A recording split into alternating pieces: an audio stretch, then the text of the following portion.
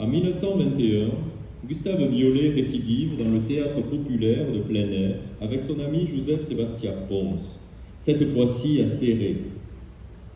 Ils coécrivent un drame lyrique en catalan roussillonnais dédié au musicien Déodat de Séverac, récemment disparu, La Fune de l'Albert, mise en musique par le compositeur sud-catalan Enric Mourer.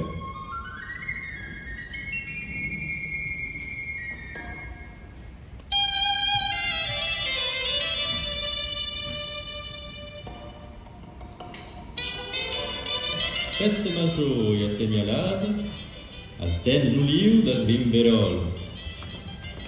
Si per Sant Pere la fa prada, Seret la canta a Sant Feriol.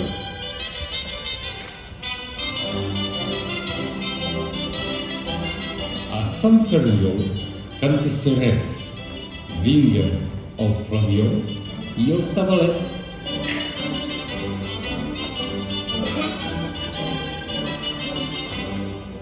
Festa d'estiu, festa daurada, de son església eixirà el sant, que és l'advocat de la contrada, entre les arxes flamejant.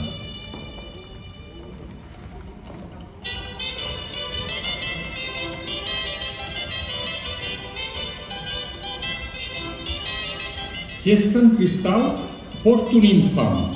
Si és Sant Pau, un llibre blau.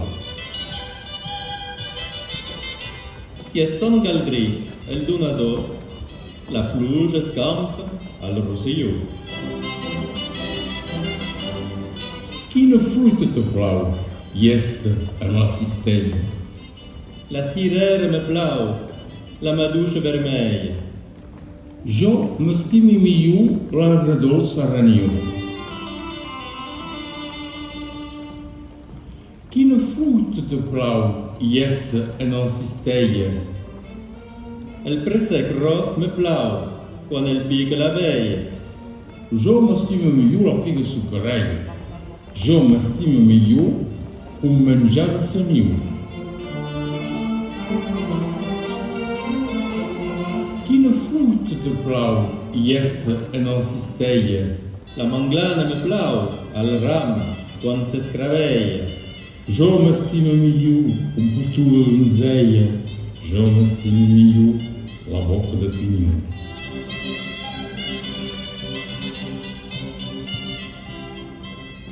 La Seconde Guerre mondiale va interrompre Gustave Viollet dans son œuvre créatrice. Il s'éteint dans la pauvreté à Perpignan le 14 août 1952. Il demeure un artiste encore trop méconnu, alors qu'il sut faire en son temps le lien entre l'art majeur, la sculpture, et l'art populaire, la poterie, et sortir des sentiers battus de l'art bourgeois. Ces liens d'amitié démontrent aussi une volonté précoce de créer des liens forts entre le Roussillon et la Catalogne voisine. Et c'est à Tuile qu'il est inhumé auprès de sa famille dans le caveau des Violets.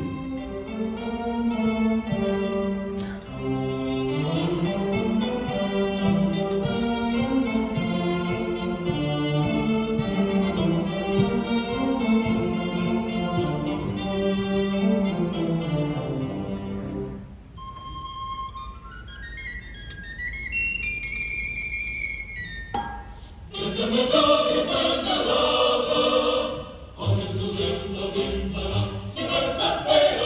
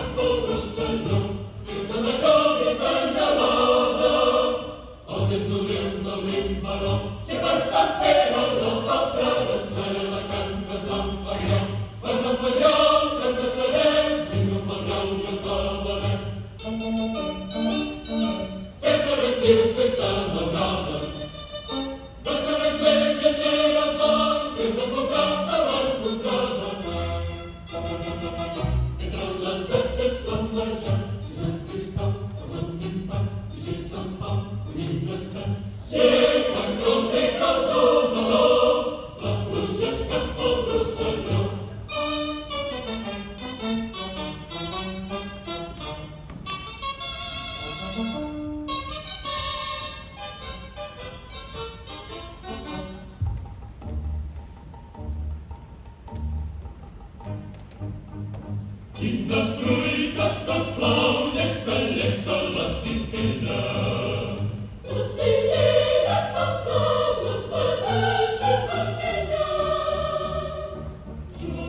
m'estimo